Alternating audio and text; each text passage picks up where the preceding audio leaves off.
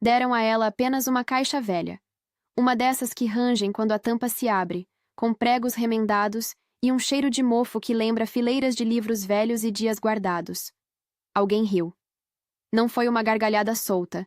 Foi um riso que vinha dos cantos da sala, abafado pela tapeçaria e pelo ar frio do ar-condicionado. Teresa olhou para a caixa apoiada no colo, para os olhos do filho mais velho que evitavam os dela, e sentiu uma coisa nova e antiga ao mesmo tempo, uma vergonha que sabe ser injusta. A cena aconteceu no escritório do advogado. Uma manhã clara em que o sol entrava pela janela, formando um retângulo de luz no chão de cerâmica. Dr. Cláudio colocou a pasta em cima da mesa e leu o que precisava ser lido. Palavras que pareciam escritas por alguém distante demais para conhecer as consequências.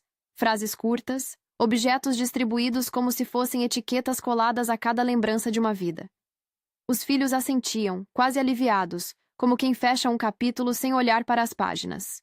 Teresa só ouviu duas coisas com nitidez: o nome do marido e o som de alguém virando as páginas. Quando chegou a vez dela, a palavra que designava o que receberia saiu seca, sem explicação. Casebre, uma vaca, uma caixa. O silêncio que se fez era pesado, cheio de nomes que nunca seriam ditos em voz alta ali dentro. A caixa, entregue a ela como se fosse um resto, tinha a aparência de tudo o que a vida parecia agora. Gasto, frágil, um tanto ridículo. Reginaldo, o filho mais velho, ajeitou a gravata e Fátima deu um leve sorriso que não chegou aos olhos. Não houve perguntas sobre por que Delmiro, o marido, fora tão pontual em suas separações. Não houve pedido para que Teresa ficasse, ou mesmo para que levasse consigo algo mais que aquelas poucas coisas. Ela saiu do escritório com a caixa nos braços, sentindo o peso dela, e ao mesmo tempo um alívio estranho. Algo que antes estava dentro da casa grande, no meio da vida ocupada por outros, agora cabia entre suas duas mãos. E enquanto as portas se fechavam atrás do carro da família, o riso ecoou da calçada como se fosse vento. Teresa dobrou o corpo e encolheu a coluna como quem carrega um peso desnecessário, e aprendeu ali, sem aviso, que a vida pode devolver o lugar onde se começou. Na estrada de terra até o casebre, a paisagem parecia saber o que acontecera, e, ao mesmo tempo, fingir que nada havia mudado. O agudo do sol do meio-dia, a poeira que se levantava em pequenos tufos quando o carro passava, o contorno das palmeiras e das cercas. Tudo parecia aprovar a vida dura e simples que Teresa conhecia desde menina. Ela desceu do carro com a caixa nas mãos. O casebre aguardava, torto no seu telhado de amianto, com uma chaminé que parecia ter sido desenhada por quem tinha pressa de fazer fogo. A porta rangeu como para perguntar quem ousava voltar. Na primeira noite, ninguém dormiu bem. Teresa colocou a caixa sobre a mesa, empurrou o pano que cobria o que restara dos móveis e sentou-se olhando para o teto. Havia um cheiro de madeira antiga, de alimento guardado e de saudade. Ela acendeu uma lamparina porque a eletricidade falhava, porque era melhor ter o círculo laranja de luz do que a escuridão completa. Dormiu pouco, com o ouvido atento ao barulho de uma vaca que chamava lá fora. Teimosa. Alguém no passado dera esse nome como se previsse o futuro. Amanhã trouxe um arrepio novo. A vaca estava magra, o olhar cansado, e o úbere quase vazio. Teresa trouxe a caixa para a varanda, e antes de abri-la, virou-se para a propriedade como quem avalia uma nova empresa que herdou sem manual. O casebre precisava de conserto, o pasto, de capina, a cerca, de reparo.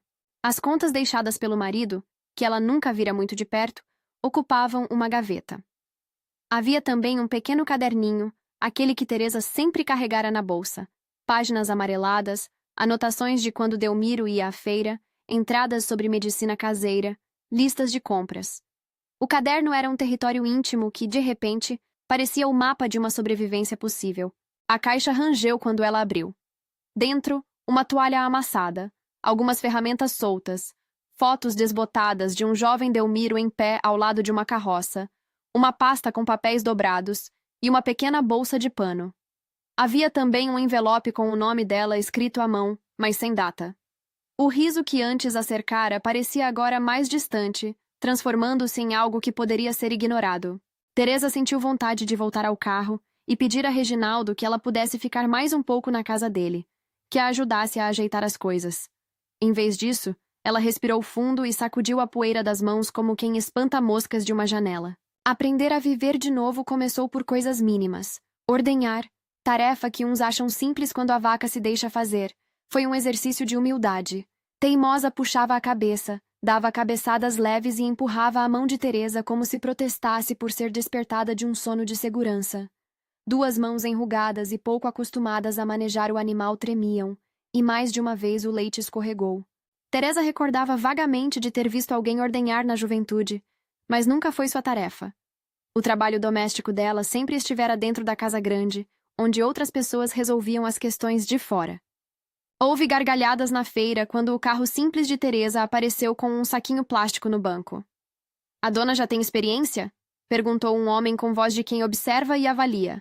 Ela sorriu sem muito alarde e disse que aprendera no dia anterior. O humor era seco, mas havia bondade na atitude de quem vê uma pessoa tentando e não quer que ela caia. O primeiro leite, coletado após esforço, foi pouco, mas havia algo novo. Um copo que não era para ser partilhado apenas como lembrança, e sim vendido. Duas senhoras compraram a primeira garrafa. "Que bom, está bem limpinho", comentou uma delas. Teresa contou o dinheiro. O som das moedas no bolso produziu algo parecido com esperança. O caderno, sempre protegido no bolso, virou o compêndio do que ela precisava saber. Ali anotou quantidades, horários, quem comprou, o que funcionara e o que não. Aprendeu a transformar erros em passos. A primeira tentativa de fazer queijo foi uma sequência de tentativas e risadas escondidas. A prateleira com a panela, o fogo, o leite que coalhava devagar, tudo parecia conspirar para um produto modesto, mas digno. Quando chamou para experimentar o queijo recém-feito, as pessoas fizeram caretas respeitáveis e aos poucos entregaram sorrisos. Gilvan, um comprador local com olhos de quem é duro com produto ruim, provou e assentiu. "Tem gosto de trabalho", disse ele. Era o maior elogio que Teresa poderia receber. Mas o caminho não se abriu sem pedras. Notificações começaram a chegar. Papéis com nomes de empresas que cobravam dívidas antigas. Um carro que passou 2 vezes devagar diante do casebre e deixou um homem de jaqueta marrom, com bloco na mão. Erivaldo era o tipo de pessoa que cobrava com voz mansa e olhos frios. Ele deixou claro, num tom profissional que não precisava de grosseria, que havia contratos atrasados no nome do marido. A dívida que Delmiro tivera em vida parecia agora uma sombra que chegava para pedir o que já não existia. "Temos que conversar sobre garantias", disse Erivaldo, como se falasse de um negócio e não de uma casa onde alguém tomara café e pousara a cabeça tantas noites. Os filhos, por sua vez, já haviam começado a mover peças. Em poucas semanas, Teresa recebeu uma intimação, palavra que soava mais pesada do que qualquer outra, acompanhada de uma petição pedindo a tutela administrativa do casebre. Alegavam incapacidade de gerir, ansiedade por sua saúde e, para justificar, pontuavam a idade e o histórico de vida dedicada à casa dos outros.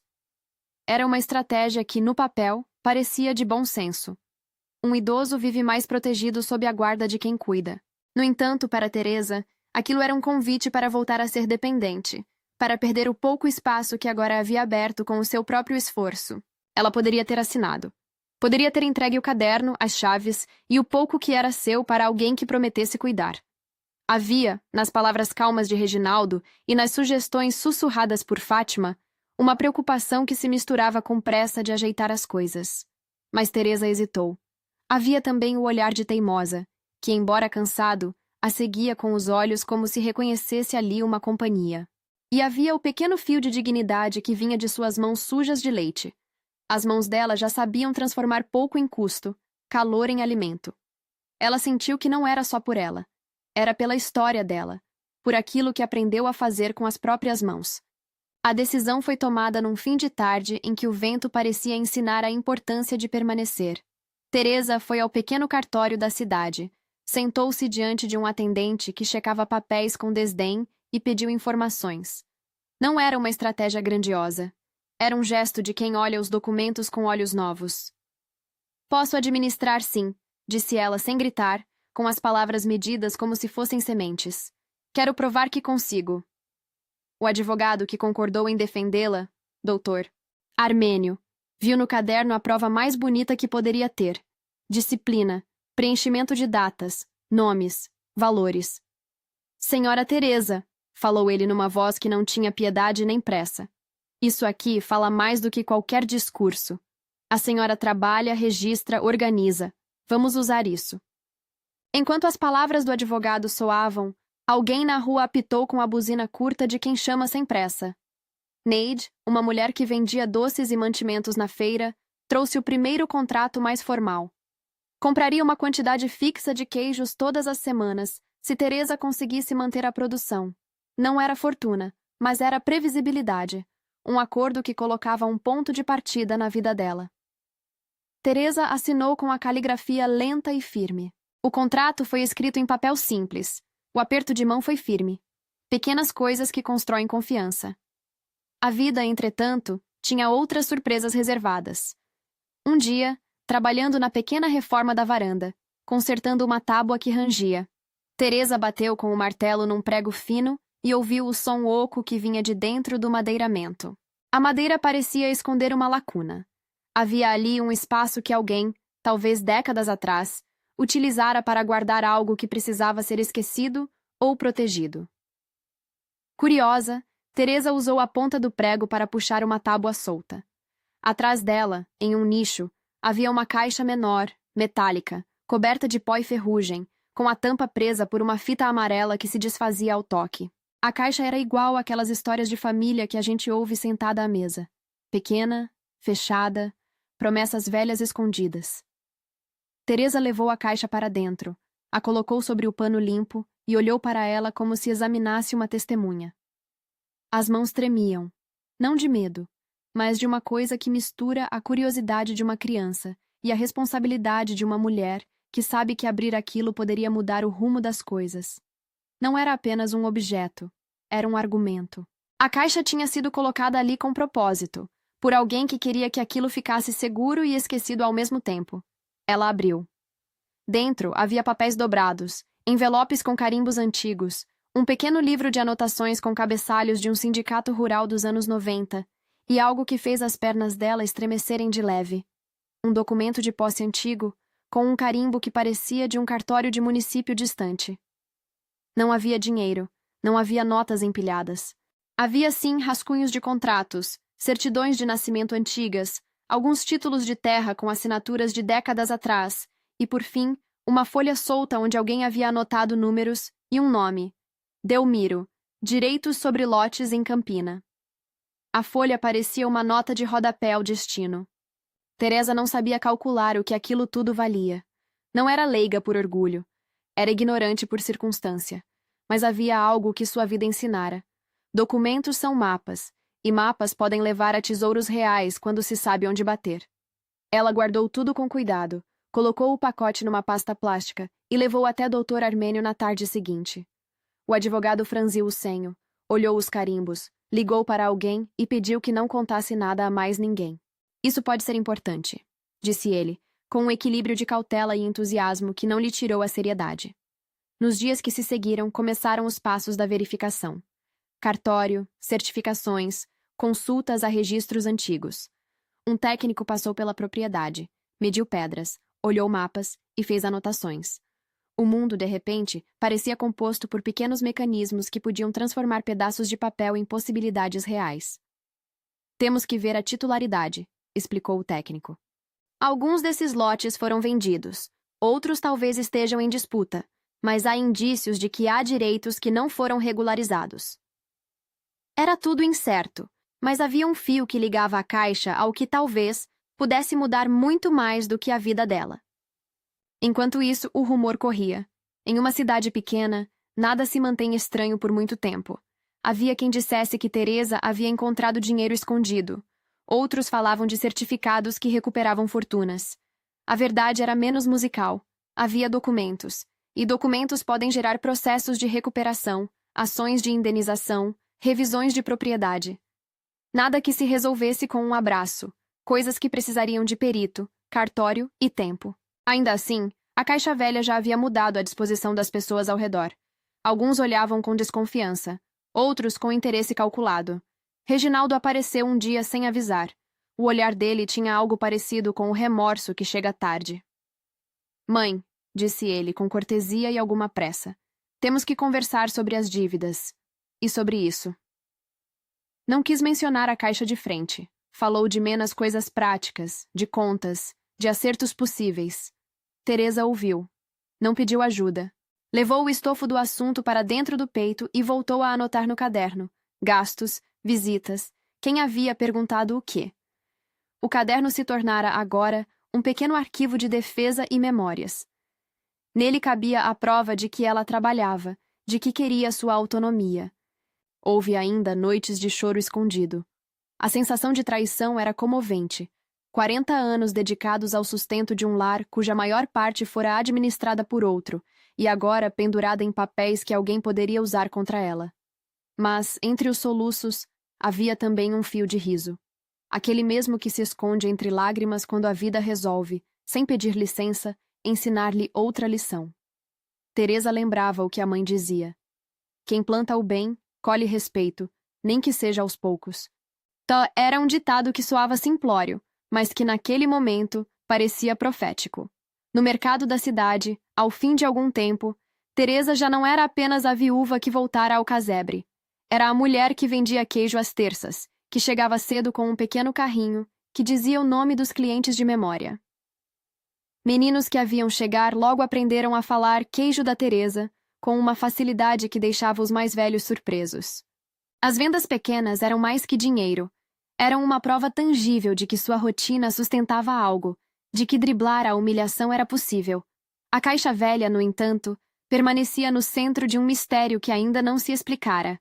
Por vezes, Teresa a tirava da pasta e, sem abrir, sentia a textura da tampa com a ponta dos dedos, como se aquela superfície enferrujada guardasse segredos que preferiam o tempo. Existia ali, além da possibilidade material, uma indicação de que Delmiro carregara, em silêncio, algo que ele não contara à família. E isso, por si só, já era um comentário sobre o casamento, sobre segredos que se carregam por anos, sobre decisões que são tomadas fora dos olhos. Uma tarde, o investigador de registros, homem de fala rápida e olhos atentos, chegou com uma primeira notícia que fez Teresa sentar-se mais ereta. Temos 3 títulos que, pela atualização histórica e pelos reajustes, podem representar um valor considerável se efetivamente comprovados como de titularidade da senhora ou da massa patrimonial que eles integravam. Disse ele, entregando uma lista. Teresa leu. Havia menções a ações antigas de uma sociedade rural extinta, a um terreno em área de expansão em Campina Grande que, nos anos 90, não valia praticamente nada, e a uma pendência de indenização por desapropriação que não fora paga por burocracia. Não posso prometer nada, advertiu o técnico. Mas há indícios de que, somadas, essas coisas podem ter um peso econômico muito maior hoje. A frase veio com cautela e foi pronunciada como quem avisa sobre uma pescaria que pode dar cardume ou balde vazio. A notícia rodou como chama em palha seca. As vozes na cidade se dividiram com a rapidez de quem precisa acreditar rápido demais em uma coisa boa. Alguns achavam que era exagero, outros, esperança. Teresa guardou a lista no bolso. Não fez planos extravagantes, não chamou pessoas para comemorar. Sentou-se na ponta da cama, segurou o caderno e escreveu: verificar cartório de Campina, documentos, títulos, ações, processo de desapropriação, assistência técnica, Dr. Armênio. As letras estavam firmes. Era uma lista que não prometia vida nova, mas pedia passos. E a vida seguiu, com o barulho do leite no fogão, com visitas à feira, com a visita do cobrador que vinha sempre com um bloqueio de tranquilidade profissional. Em meio a isso, Teresa percebeu algo que nem os papéis nem os técnicos poderiam descrever. Uma mudança interna que já não se media em bancos ou propriedades. Era uma firmeza nas costas, um costume de responder por si. A caixa velha fora apenas o gatilho para uma investigação que poderia, talvez, transformar a geografia dela. Mas mais do que isso, abrir a caixa mostrara que, mesmo depois de tanto ser reduzida às sombras, ainda havia na vida dela pontos cuja luz podia ser reativada. Ninguém, naquela primeira fase, via o valor final que a imprensa alguma vez sonharia em rotular com números redondos. Havia apenas documentos, uma pequena vitória nas vendas, o respeito ganho no mercado e as pequenas escaramuças com os filhos. Ainda assim, naquela noite em que os ventos sopraram com uma fúria pouco comum, quando Teresa trancou a porta e ajeitou a caixa sobre a mesa, ela teve a impressão de que tudo aquilo era um começo, como se a história tivesse sido empurrada gentilmente para uma trilha, onde, finalmente, os passos dela seriam contados como seus. Foi com essa sensação que ela apagou a lamparina e foi dormir, deixando o som do vento e o rangido do casebre como companhia. Na manhã seguinte, quando o sol ainda era uma promessa de calor no horizonte, Teresa juntou coragem, arrumou os papéis e pegou o telefone do advogado. Vamos com calma, disse ele. Mas vamos. E assim, com passos que não eram lentos nem apressados, começou uma caminhada que necessitaria de perícias, de cartórios, de avaliação e de gente que soubesse traduzir décadas de pequenos acordos em valor concreto. Teresa sabia que aquilo poderia virar ruído. Também sabia que a sua vida já havia começado a mudar por outras razões. Um caderno, mãos que aprendiam, comércio honesto. A caixa, por ora, era um segredo guardado entre o pó e o sol, uma promessa que exigia procedimentos para se tornar realidade. Enquanto o advogado fechava a pasta com cuidado e prometia o primeiro contato com o cartório de Campina, Teresa caminhou até a cerca e chamou Teimosa. A vaca levantou a cabeça, olhou-a com a serenidade de quem sabe resistir. Teresa, com a roupa simples e as mãos marcadas, aproximou-se e sem pressa começou a ordenhar. O som do leite no balde era, naquela manhã, a trilha sonora de quem decide permanecer e lutar. Ao longe, um caminhão passava, a poeira subia, e um novo dia se arrumava para ver o que nasceria dali. Os dias que vieram depois da primeira notícia foram cheios de idas e vindas, de telefonemas sussurrados e encontros marcados com formalidades que pareciam linguagem de outro mundo. Teresa ia ao cartório de Campina Grande acompanhada de Dr. Armênio. Caminhava pelas salas com o olhar aberto, segurando a pasta plástica com a caixa velha como se fosse um espólio frágil e poderoso ao mesmo tempo. Havia uma mistura de medo e curiosidade no rosto dela. Medo de que aquilo fosse apenas papel velho e curiosidade de que ali pudesse existir algo que justificasse toda a luta que vinha travando. O primeiro passo foi simples, e foi também o mais cansativo: descobrir se os papéis tinham validade jurídica. O cartório abriu gavetas, buscou livros mortiços, leu carimbos com cuidado. Um funcionário mais velho trouxe um tomo amarelado, mostrou assinaturas e explicou, com voz grave e pausada, como certos registros antigos podiam não ter sido transcritos, ou tiveram ramos do processo que se perderam no tempo, mas que, se corretamente demonstrados, ainda podiam ser reconhecidos. A documentação está aqui, senhora Teresa, disse ele, sem fazer promessas, apenas fazendo o gesto de quem estende uma lanterna sobre um caminho empoeirado. Temos indícios de que algumas das matrículas não foram atualizadas. Indícios no mundo legal significavam oportunidades de investigação. Enquanto isso, na pequena cozinha do casebre, o cotidiano de Teresa continuava. Havia o improviso das panelas, o cheiro do requeijão que subia, o vai e vem da bacia com água. O caderno permanecia próximo, aberto em uma página onde ela anotava nomes, horários e valores. As letras longas, certas, registravam também as visitas de técnicos, o número de protocolos, as datas das audiências. Aquilo era o que salvava a história dela de virar rumor, o trabalho de criar um rastro. Um rastro que, aos poucos, se tornava prova. Os técnicos chegaram. Um agrimensor que trouxe uma prancha cheia de linhas e uma máquina com olhar de radar. Um perito em valores de terra, de fala rápida e num tom que misturava cálculo e poesia.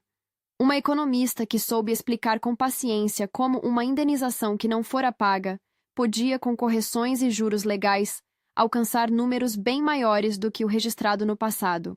Cada um fez seu levantamento, mediu lotes, confrontou mapas com imagens de satélite e colocou carimbos e relatórios em pastas. Quando Teresa folheou o laudo pela primeira vez, as letras miúdas de quem explica técnico pareciam para ela as palavras de um futuro que ainda não tinha voz própria. Havia, entre aqueles papéis, 3 vetores principais que apontavam para valor. Primeiro, lotes em Campina Grande cuja área, no passado, estava sem grande relevância, mas que foram reclassificados por expansão urbana nas últimas décadas. Terrenos rurais que, por decreto municipal e pelo avanço da indústria e do comércio, passaram a integrar áreas de valorização. Segundo, ações remanescentes de uma sociedade rural que, dissolvida, manteve quotas não liquidadas e cujo patrimônio, em uma reestruturação ocorrida anos depois, foi parcialmente incorporado a empresas que deram origem a holdings com valor financeiro real.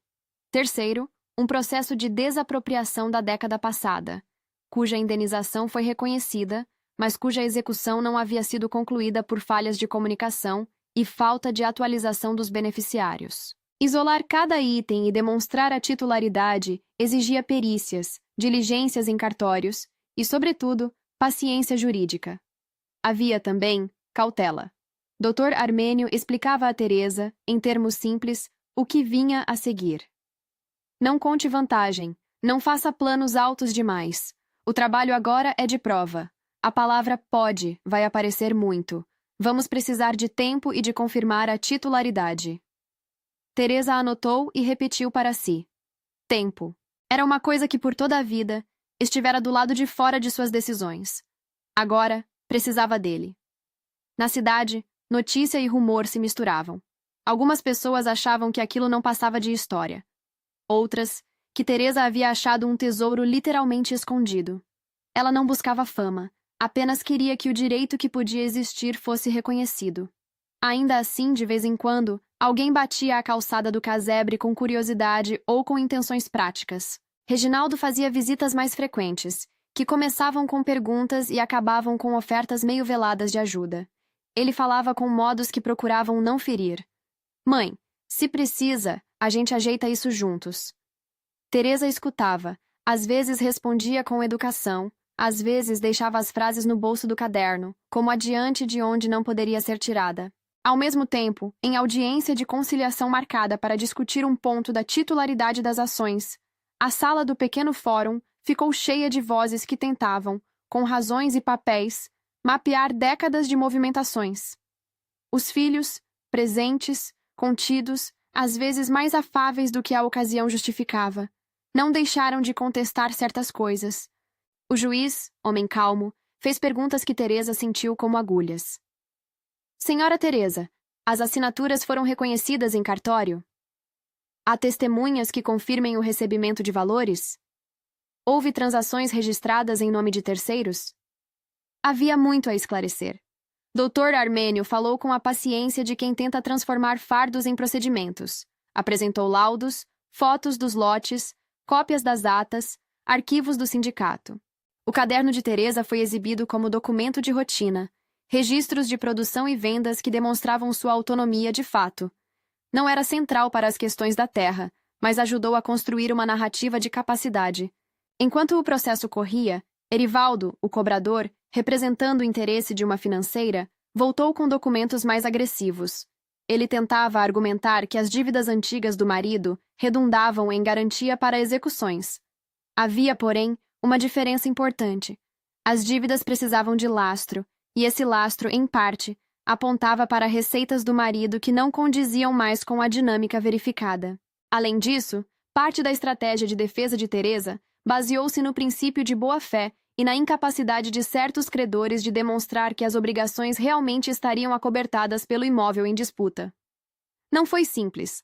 Foram semanas de notificações, audiências e tentativas de conciliação. Em 2 ocasiões, Erivaldo tentou tomar medidas cautelares, mas os advogados de Teresa conseguiram demonstrar que a posse em nome dela e a utilização econômica local tinham precedência nas circunstâncias. O trabalho de perícia para avaliar o valor possível daquele conjunto de papéis e registros foi longo. A economista responsável pelo laudo explicou, em linguagem que Teresa pudesse acompanhar, que a avaliação precisava de 3 coisas: demonstrar titularidade ou sucessão legítima, quantificar o bem de acordo com os padrões atuais de mercado e aplicar a atualização monetária prevista em lei para indenizações não pagas. Quando tem desapropriação sem pagamento, a lei prevê correção. Pode ficar mais alto do que parece num primeiro olhar, disse ela. E então vieram números que pareciam mais com cálculo de fazenda do que com promessa. Avaliação de lotes em Campina, estimação do valor de cotas patrimoniais, projeção de valores em ações e bens reclassificados. Tudo isso, somado e revisto por 2 outros técnicos, apontou para um total que os técnicos explicaram com cuidado. Um montante aproximado, sujeito à confirmação judicial e a descontos legais, mas que, após a atualização e a consideração do que poderia ser efetivamente executado, girava em torno de 15 milhões de dólares. As palavras foram medidas, repetidas diante de Teresa enquanto ela segurava a caneca térmica com firmeza. Não foi surpresa, também não foi explosão de alegria descontrolada. Houve, sim, um momento de silêncio longo, como quando o leite para de ferver e a panela respira. Teresa sentiu algo que se parecia com alívio. A possibilidade de que aquelas décadas de descuido documental tivessem, afinal, um desfecho que reparasse parte do desequilíbrio. Mas, ao mesmo tempo, ela entendia que valor no papel não é dinheiro no bolso. Era precisa a conversão daquela soma em coisa real. Pagamento, transferência, liquidação. E isso exigia mais passos. Vieram as ações judiciais para reconhecimento e a possibilidade de execução. O processo de homologação envolveu audiências, esclarecimentos de pontos técnicos e a necessidade de provar que os títulos e as ações faziam parte do patrimônio deixado por Delmiro. Reginaldo e Fátima, diante da possibilidade de uma alteração profunda na partilha, aproveitaram brechas para tentar preservar parte do patrimônio de família. Não foi tramitação limpa, houve tensão emocional, palavras duras trocadas no intervalo de porta, acusações veladas, pedidos de garantias. Teresa, porém, mantinha a postura que havia aprendido na lida, responder com calma, anotar e devolver ao caderno. Em certo momento disse a Reginaldo com voz baixa e firme: "Não vim aqui para brigar por vingança. Vim para que o que for meu por direito possa ser reconhecido." Reginaldo deixou a conversa com expressão que não se fechava em derrota, nem em arrependimento. Quando a perícia judicial confirmou que os documentos apontavam para a titularidade legítima de parte dos ativos e que a indenização antiga poderia ser executada com a atualização, o processo ganhou outro rosto. O juiz homologou diligências para a localização de eventuais credores e determinou a expedição de ofícios. Bancos e antigas sociedades foram acionados. Houve uma etapa de negociação. Advogados de instituições financeiras e de empresas começaram a avaliar possibilidades de acordo, de liberação de quotas, de pagamento parcelado da indenização. Em vários momentos, Teresa precisou ouvir termos que soavam a outro idioma: liquidação, compensação, patrimônio líquido. Sempre com paciência, ela pedia que as explicações fossem colocadas no papel e repetidas até que a compreensão nascesse. Enquanto isso, a vida prática seguia sua marcha. A produção de Teresa cresceu devagar e, às vezes, parecia que as coisas boas vinham em gotas. Teimosa, agora com mais alimento e um toucinho de força a mais, produzia leite mais constante. Teresa contratou uma ajudante da comunidade para ajudar nas limpezas e nas entregas semanais, e começou a anotar salários e horários com a mesma precisão com que registrava quantidades de leite. A cooperativa local se aproximou. O técnico da cooperativa fez visita, propôs entrega regular, notas fiscais e um pequeno plano para que a produção pudesse ter rastreabilidade, requisito para contratos maiores. O que era improviso tornou-se disciplina. Os compradores maiores começaram a aparecer. Valdenir, de Campina, que antes pegava lotes pequenos, fez proposta para compra regular com preço justo se Teresa conseguisse certificação do queijo. Neide ampliou o pedido e combinou de ajudar com distribuição em pontos da cidade. O que antes era sustento de metade do mês, começou a gerar uma renda que, somada ao que fosse vindo do processo, daria a Teresa margem de manobra. A importância disso não estava apenas no valor, mas na prova concreta de que ela sabia gerir. O juiz da tutela, quando viu a documentação e as provas de trabalho, concluiu por indeferir o pedido de tutela feito pelos filhos. Teresa administrava sua vida com autonomia e prudência, e a intervenção não se justificava. Foi uma vitória que não soou triunfal, soou antes como reconhecimento. A confirmação judicial do direito à parte dos bens e o início das conversas com instituições que detinham patrimônio anterior abriram negociações. Havia ofertas de pagamento à vista por parte de uma entidade que administrava remanescentes da antiga sociedade rural e propostas de quitação de indenizações pendentes. Negociações desse tipo, no mundo real, se traduzem em termos, planilhas, garantias e prazos. Com a assessoria de contadores e advogados, a solução encontrada combinou a liberação de parcelas e a venda de imóveis não essenciais, sempre com prioridade para assegurar a continuidade da produção de Teresa e a preservação do casebre como morada. Quando finalmente uma parte substancial do valor foi reconhecida e liberada, não como uma única nota dobrada dentro da caixa, mas como depósito em contas controladas por processo judicial e planilhas de pagamento, Teresa sentou-se na cadeira de palhinha da cozinha e olhou para as mãos. As mesmas mãos que ordenharam, que amassaram o queijo, que anotaram números no caderno, agora seguravam um papel oficial que comprovava que, juridicamente, de fato havia algo que equivalia a milhões. Não foi festa, foi reconhecimento. Não veio de sorte, disse ela num murmúrio. Veio de comprovação e do que eu fiz enquanto o mundo olhava para outro lado. As decisões sobre o que fazer com aquilo foram tomadas devagar e com consultoria. Teresa recusou propostas que significassem se tornar dependente de terceiros para gerir sua nova condição. Em vez disso, escolheu algo que fazia sentido para quem sempre trabalhou com alimento e com comunidade: investir na própria cadeia produtiva. Uma parte do recurso foi usada para ampliar a estrutura de produção: compra de um pequeno tanque resfriador, construção de uma sala de cura para queijos e regularização sanitária. Outra parte foi destinada a criar um fundo que permitisse que outras mulheres da comunidade acessassem microcrédito para começar suas próprias produções. Teresa não queria ser só beneficiária, queria ser facilitadora. A cooperativa, que antes servira como ponte para escoamento, foi fortalecida com apoio financeiro e administrativo. Teresa participou de reuniões, ouviu palestras sobre gestão e assinou documentos com a mesma calma com que uma vez assinara uma lista de compras. Contratou um técnico para orientar sobre qualidade e embalagem, pagou por um curso de fabricação de queijos para jovens da região e iniciou um pequeno programa de estágio para idosas que quisessem aprender a produzir e comercializar. Era como se a dignidade que ela reconquistara retornasse multiplicada, agora em forma de possibilidade para outras mãos. Os filhos, diante dessa mudança, reagiram em tons diversos. Reginaldo procurou um equilíbrio entre o que sentia e o que achava que devia ser feito. Houve conversas difíceis, sobre partilha, sobre dívidas, sobre expectativas. Fátima, mais reservada, mostrou-se reticente em frequentar os novos círculos de trabalho, mas aceitou manter contato. Em algumas tardes, Teresa recebeu os dois para conversas que evitavam rótulos e buscavam entendimento prático. Não houve perdão dramático, nem reconciliação total. Houve, sim, aprendizagem mútua sobre limites, sobre escolhas e sobre o que é legado. Teresa deixou claro que o passado não seria apagado e que seu desejo não era punir, mas preservar sua autonomia e usar o que vinha a serviço de um projeto maior. Em pouco tempo, a produção cresceu o suficiente para que Teresa considerasse investimentos maiores. Um comprador de uma cidade próxima bateu à porta com uma proposta de fornecimento para uma rede de restaurantes que buscava produtos artesanais certificados.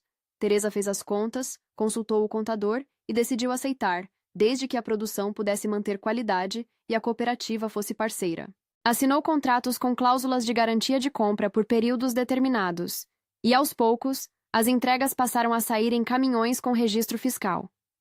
O dinheiro das vendas regulares e o retorno dos investimentos permitiram que Teresa contratasse um motorista e comprasse uma Kombi usada para transportar mercadorias e insumos. Enquanto as coisas avançavam, a caixa velha permanecia sobre a mesa, agora mais como testemunha de uma virada do que como único vetor de mudança. Ela havia mostrado um mapa. O trabalho que veio depois foi de leitura, de comprovação e de ação. As notícias sobre o montante que foi reconhecido chegaram a algumas redações locais. Houveram matérias que contaram a história com respeito. Outras especularam sobre cifras e benefícios. Teresa, porém, fez questão de manter a narrativa simples. Havia documentos. Fizemos o procedimento. O resto é trabalho. Em entrevistas, sempre falava do caderno, das mãos, da feira. Não gostava de holofotes. Com o tempo, algumas iniciativas surgiram em sua comunidade. Teresa criou, com o apoio da cooperativa, um pequeno centro de capacitação para mulheres da região, onde se ensinava a fabricação de laticínios, gestão básica e como formalizar pequenos negócios. O centro tinha uma placa modesta e uma sala com mesas gastas. Não havia luxo, mas havia propósito. Mulheres que antes dependiam de bicos agora tinham contratos, notas fiscais e uma previsibilidade que lhes possibilitava planejar. Teresa visitava as turmas, carregava pães e potes de requeijão, sentava e ouvia as histórias. Não tenho pressa em ser importante, dizia ela. Quero ser útil. No plano legal, houve também compensações com credores. Dívidas antigas foram negociadas, valores foram quitados e outros foram parcelados com descontos que só a intervenção profissional possibilitava. A postura de Teresa foi a de reparar o que precisava ser reparado e de preservar o que fazia sentido para a sua vida. O casebre nunca se tornou mansão. Foi antes restaurado com dignidade. Telhado novo, varanda consertada, um pequeno quarto onde Teresa pôde guardar os papéis com segurança. A casa continuou humilde, mas sólida, com a presença constante de um requeijão caseiro sempre à mão. O dinheiro que veio, o que efetivamente foi liberado após homologações e liquidações, não foi para Teresa um fim em si. Foi um meio para consolidar a autonomia e multiplicar oportunidades. Ela transformou parte da soma em capital de giro para a cooperativa. Outra parte foi destinada à compra de um pequeno galpão, onde passaria a processar leite com melhores condições de higiene e armazenamento.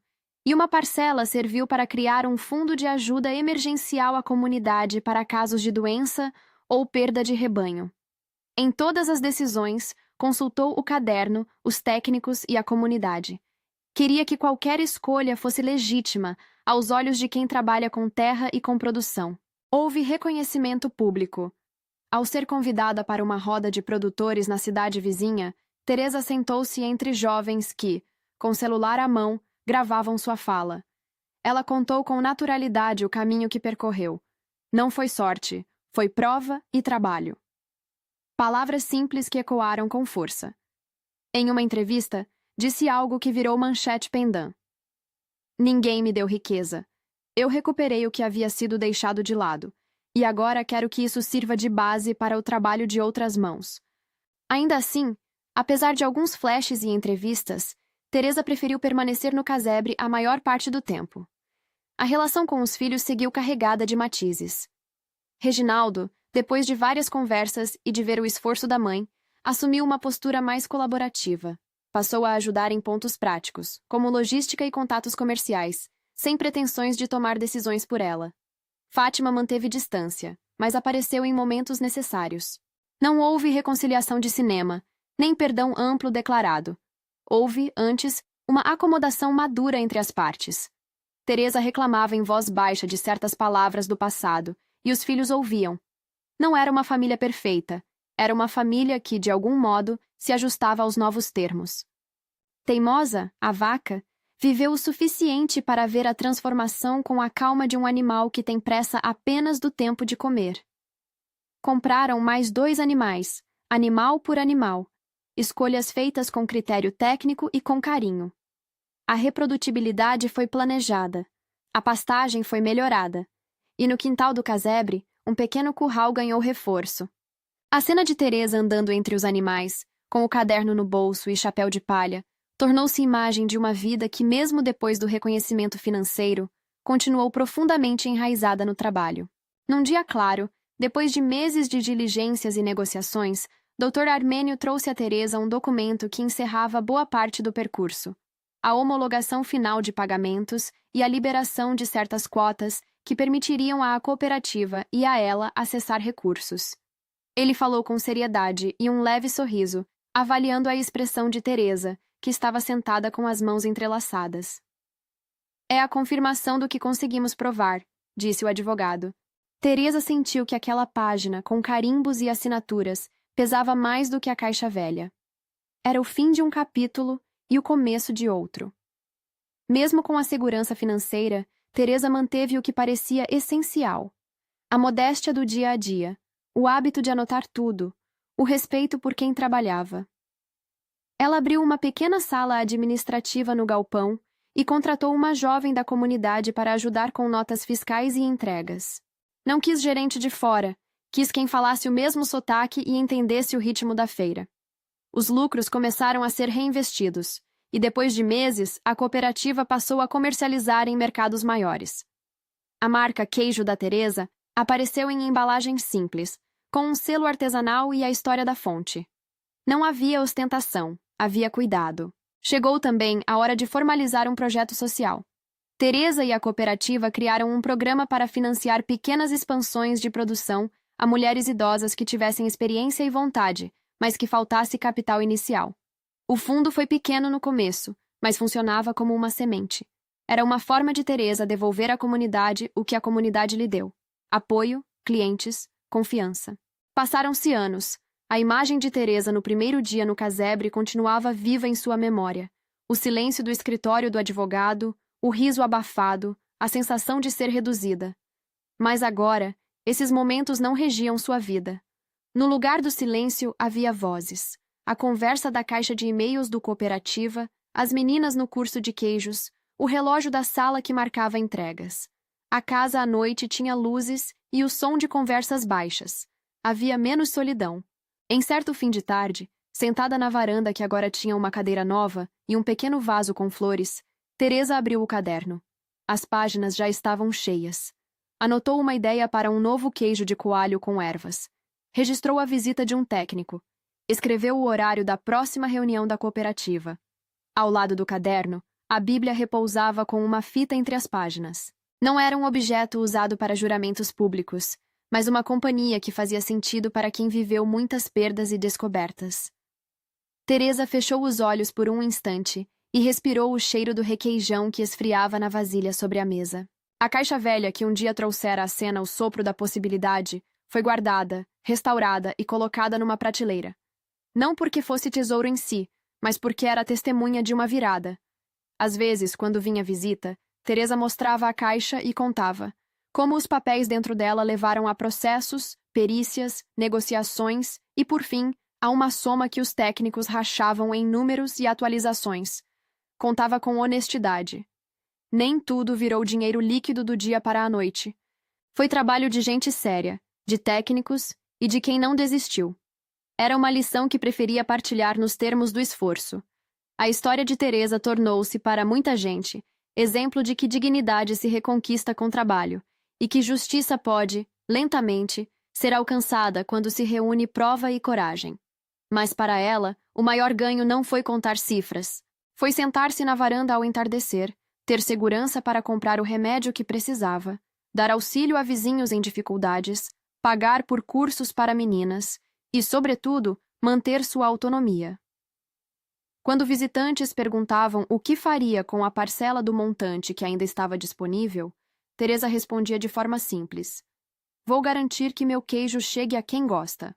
Vou ajudar quem trabalha comigo. E vou guardar para os dias difíceis que existem para todo mundo. Era uma resposta que não se aparelhou de ambição.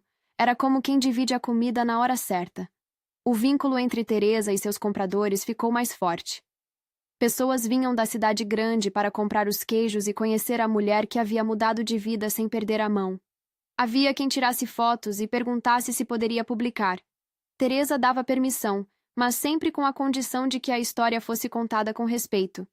A cooperativa ganhou prêmios modestos e apareceu em reportagens sobre economia solidária. O galpão teve pequenas melhorias, e aos poucos, a marca ganhou espaço em prateleiras regionais. A relação com Reginaldo, depois de muitos ajustes, encontrou uma base mais serena. Houveram encontros em que ambos riam de lembranças antigas. Houve também momentos de silêncio e de confissão. Fátima, em raras ocasiões, vinha e passava a tarde ajudando na embalagem, sem grandes declarações. A família, como a maioria das famílias, continuou inteira na sua complexidade. Não perfeita, mas com uma nova repartição de papéis. Ao fim de anos, a quantia que fora por vezes chamada de 15 milhões aires passou a ser vista sem a carga mítica que manchetes costumam carregar. Para Teresa, foi uma soma que representou uma série de atos: diligência, perícia, paciência, disputa jurídica e, sobretudo, trabalho de campo e de mercado. Era um capital que permitiu a ela e a sua comunidade transformarem possibilidades em projetos concretos. Não foi sorte. Foi resultado de procedimentos legais e de ações humanas que souberam transformar o acúmulo de papéis antigos em direitos atuais. Numa manhã de domingo, com o cheiro de pão recém-assado vindo da cozinha, Teresa sentou-se na varanda e observou a estrada. Crianças passavam de bicicleta, algumas mulheres levavam o almoço para o campo. Ela fechou o caderno e apoiou as mãos sobre as páginas. Olhou para a teimosa, agora mais velha, deitada na sombra, e sorriu. Não era um sorriso de triunfo. Era um sorriso de quem reconhece que a vida é feita de pequenas colheitas que, juntas, fazem uma enxurrada de sentido. A caixa velha continuava na prateleira, não como símbolo de fortuna, mas como prova de que documentos esquecidos podem conter futuros recuperáveis. Antes de se levantar, Teresa pegou a Bíblia, abriu numa página que falava sobre justiça e serviço ao próximo, e leu em voz baixa 2 linhas. Depois fechou o livro, levantou-se e foi para o galpão. Havia queijo para curar, encomendas para preparar e uma reunião da cooperativa para coordenar. Em cada passo, o cheiro do leite no fogão parecia lembrar que a essência da vida continuava ligada ao trabalho útil e ao respeito pelas mãos que produziam. Se alguém perguntasse a Teresa se a vida dela tinha virado um conto de riqueza, ela responderia que não. Explicaria que encontrou, por acaso de tábua solta, documentos que exigiram cuidado profissional, e que o desfecho financeiro resultou de perícias, decisões judiciais e negociações cautelosas. Mas, acima de tudo, diria que a maior mudança foi interna. A recuperação da autonomia, a certeza de que podia governar sua rotina e de que sua história ainda tinha capítulos por vir. E acrescentaria, com a calma de quem aprendeu a esperar sem desesperar. Se isso pode servir de lição, é para dizer que é possível reerguer-se com trabalho e com a ajuda de quem acredita. Não é fácil, mas, com prova e coragem, as portas se abrem. Se esta história tocou você, compartilhe com alguém que precisa ouvir sobre coragem e justiça. Na descrição há mais detalhes sobre o projeto da cooperativa e maneiras de apoiar produtores locais. Se quiser ver outras histórias reais de transformação e saber como pequenas ações mudam comunidades, inscreva-se e ative as notificações. Voltaremos com mais relatos que mostram que, no sertão e em qualquer parte, o trabalho feito com integridade constrói futuro.